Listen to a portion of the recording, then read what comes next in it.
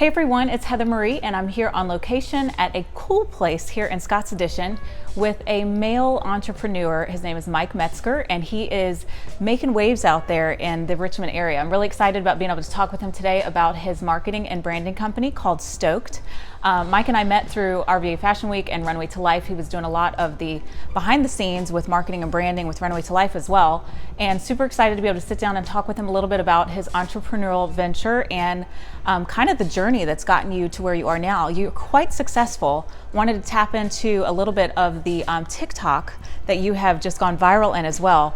So tell everybody a little bit about how you got started in marketing and branding, how long you've been doing it, and what you're up to. Sure. Yeah. Well, thank you so much for sitting down and chatting with me. Yeah. You know, I got started in marketing just out of a desire to create some sort of living for myself, you know, just to kind of be able to provide for myself. Yeah. And it was never this big dream of creating a marketing company. But as the years went on, it's not like it fell into my lap, but I just started to become more interested in providing the types of services for other people with the skills that I had learned just for myself.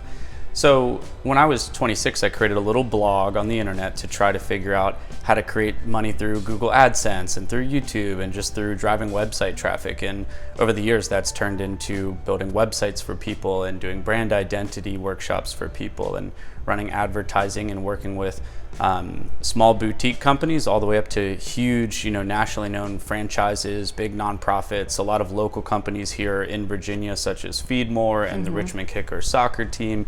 You mentioned Runway to Life. We've worked with Long & Foster and big franchises like Dairy Queen. We've worked with UFC world champions and NBA All-Stars and triple platinum recording artists and all kinds of stuff. So, That's amazing. Yeah, what started out as just kind of a fun little thing turned into a real need in the marketplace for people to be able to find a good resource for marketing and branding. And so, yeah, it's been fun to be able to provide that to people. Well, and it goes to show that we all have different gifts and talents, and some things you're really good at, and you can figure out ways to monetize it.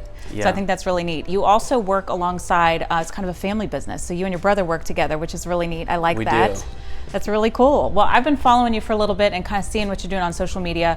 You definitely had a little bit of a niche in the Facebook and Instagram, but then all of a sudden TikTok came out and you went viral. Yeah. So tell everybody a little bit about what you're doing on there and how you're using that to actually market. Yeah, so TikTok is very different than most of the social media platforms that we're used to. If you think about Facebook and Instagram, traditionally when you post to these channels, the majority of people that see your content, they know who you are, or they've discovered you through a mutual connection or somewhere through the grapevine of people that they already know. Yeah. So when we're posting, it's not very likely that your Instagram post is going to be seen by hundreds of thousands or millions of people. Can it happen? Sure, but it's not all that likely.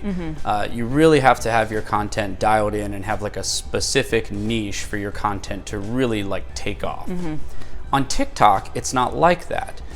It's actually the opposite. When you post something on TikTok, it's more likely that people that have no idea who you are going to see your content. Yeah. Even if the content doesn't go quote unquote viral, even if say a couple hundred people see it, it's pretty likely that those couple hundred people aren't even following you actually. Yeah. And that is what this whole concept of what TikTok calls the For You page is it's just taking content based on the variables that your content is created about, whether it's something that's using a trending song, whether it's something that's using a feature of TikTok such as duets or stitches, which are just, fun little features of the app. And based on the type of content that you create, that is what determines who the content is showed to on TikTok. Okay. And it could be somebody on the total opposite side of the world, especially if your content is just based on music or dancing. That's like universal language is music and dancing. So anybody could see it. Now, I got onto TikTok based on the recommendation from a friend. And I travel and I speak quite a bit. And one of the other speakers that I shared the stage with is 19 years old. And so for me, being 31, he's telling me to get on TikTok. And I'm like, I don't know, man. Like, I don't know if that's my thing.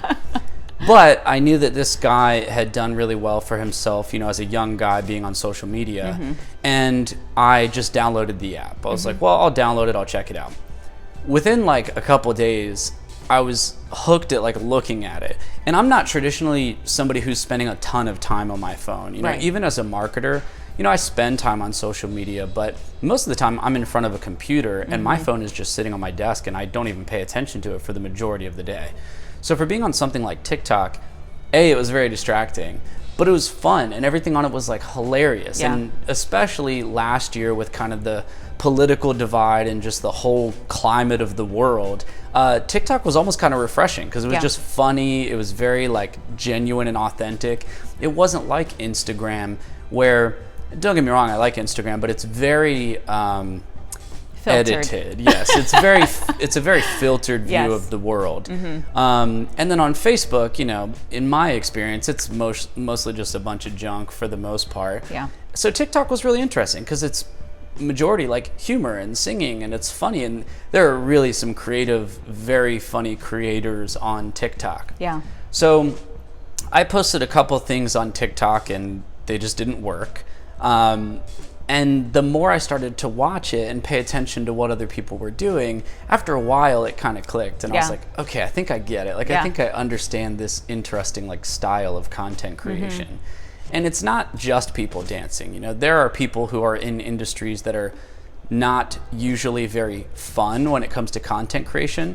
An example of that would maybe be like a retirement advisor or an accountant. Those types of individuals usually have a very hard time on social media creating content that is fun and exciting and engaging. Yeah. And for the first time in my professional life, I saw people like that are accountants, retirement advisors, real estate agents, killing it on TikTok. Yeah. And it's because they're able to create this kind of short, compact, interesting, engaging piece of content, and then TikTok has that virality ability to show that content to hundreds of thousands of people. Yeah. Now, do you think that TikTok and like Instagram's Reels are similar to each other? They're almost identical. Okay. And Instagram, the reason they launched Reels is in a direct response to TikTok, in their battle to be the king of social media. That's what they want, is to be the biggest platform, especially from a visual standpoint. Instagram is mostly photos, but then as soon as TikTok comes out, the direction of the trend on video versus photo is definitely leaning towards video. Right. Video content is what dominates the internet. It's the most engaging, it's the most shared. So as soon as you have a platform like TikTok that comes out that is all video, and especially has the ability for the average person to create a piece of content that could be seen millions of times, they're going to win that battle. So Instagram came out with Reels as a direct response to TikTok's features. Yeah, I figured that was probably the case. Well, I love that you're able to help people. You talked about going and speaking at different places, you do motivational speaking, and a lot of your posts that you put out there on social media is to kind of give people a little bit of education. So you're kind of helping people that are out there. I'm really excited that you're going to actually be able to start giving content with VA Style Magazine as well as a contributor, and being able to write some articles to help some people that are out there that are entrepreneurs. VA Style Magazine is mainly centered and focused for women, for females, but there are males that read the magazine and go and dabble through there as well. So we're excited to be able to have Myke join us and be able to contribute with some writing articles and give people some great facts about marketing your business and branding your business, because you have really successful history with everything that you've done with helping people and being able to brand yourself as well. So I commend you for that. During this pandemic, with everything that's been going on, we talked a little bit before off camera about how you were able to utilize the time that you maybe didn't have before to kind of catch up on things and work on things. What are the things that would you say to people that maybe are in kind of a rut or maybe kind of discouraged because of the pandemic? What kind of encouragement, mental health could you give them as far as being able to continue to go forward and go into the direction of their destiny or whatever their gifts and talents are? Yeah, great question. And it's challenging no matter what. Yeah. It's hard to get yourself out of a rut.